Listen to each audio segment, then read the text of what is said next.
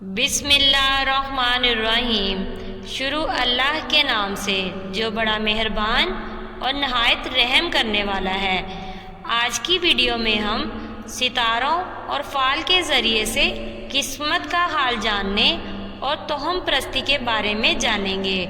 قرآن و سنت کی روشنی میں ستاروں کے ذریعے قسمت کا حال جاننے اور توہم پرستی کے فتنوں کے بارے میں شرعی احکام جانیں گے۔ جادو سیکھنے، سکھانے، کرنے اور کروانے کی ممانعت سے آگاہی حاصل کریں گے۔ پر امید رہنے اور نیک شگون لینے کی اہمیت جانیں گے۔ رسم پرستی کا معنی ہے بغیر کسی شرعی یا عقلی دلیل کے کسی نظریے یا خیال کو اپنا لینا۔ توہم پرستی کی ایک صورت بدشگونی بھی ہے۔ کسی چیز، دن یا مہینے کو برا سمجھنا بدشگونی کی مثالیں ہیں۔ فال وغیرہ کے ذریعے سے قسمت کا حال جاننے کی کوشش کرنا بھی توہم پرستی ہے۔ ظاہری اسباب میں اثر پیدا کرنے والی ذات اللہ تعالیٰ کی ہے۔ کسی چیز، دن یا مہینے کو منحوس سمجھنا بدشگونی ہے۔ اللہ تعالیٰ کی مرضی کے بغیر کوئی بھی چیز انسان کو نقصان نہیں پہنچا سکتی۔ نفع اور نقصان کا اختیار اللہ تعالیٰ کے پاس ہے۔ جب وہ خیر پہنچانا چاہے تو کوئی شر نہیں پہنچا سکتا، اور اگر وہ کوئی مصیبت نازل کر دے تو کوئی اسے دور نہیں کر سکتا ہے۔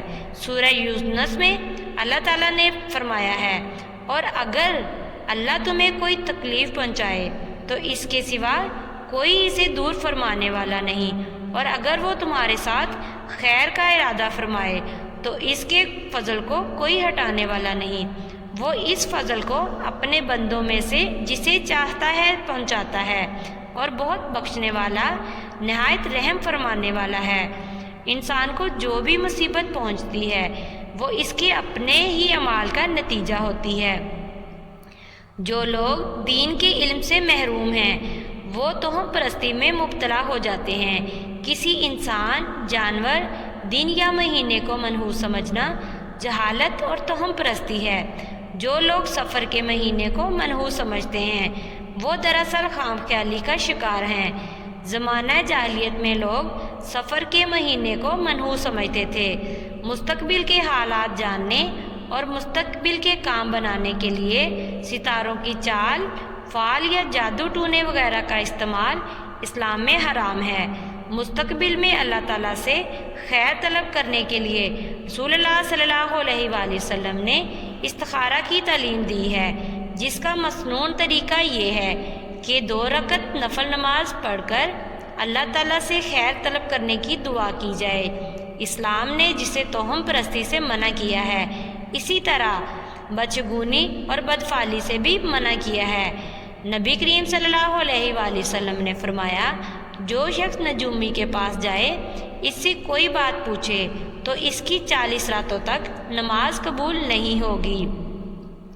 انسان کو ہمیشہ پر امید رہنا چاہیے اور اللہ تعالیٰ سے اچھا گمان رکھنا چاہیے، کیونکہ اللہ تعالیٰ بندے کے ساتھ اس کے گمان کے مطابق معاملہ فرماتا ہے۔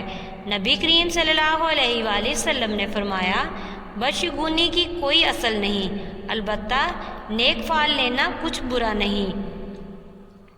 جادو ایک حقیقت ہے جس میں بعض اوقات دوسروں کو نقصان پہنچانے کی کوشش کی جاتی ہے، اور بعض اوقات لوگوں کی نظروں اور عقلوں کو بند کر دیا جاتا ہے۔ جادوگر چیزوں کی حقیقت کو نہیں بدلتا، البتہ خیال پر قبضہ کر لیتا ہے۔ اسلام میں جادو کرنے کرانے کو سخت گناہ قرار دیا گیا ہے۔ جادو وغیرہ سے محفوظ رہنے کے لیے سورہ فلق اور سورہ ناس پڑھنے اور عجوہ کھجور کھانے کی تعلیم دی گئی ہے۔ رسول اللہ صلی اللہ علیہ وآلہ وسلم جنات اور انسانوں کی نظر بد سے پناہ مانگا کرتے تھے، یہاں تک کہ سورہ فلق اور سورہ ناس نازل ہوئیں۔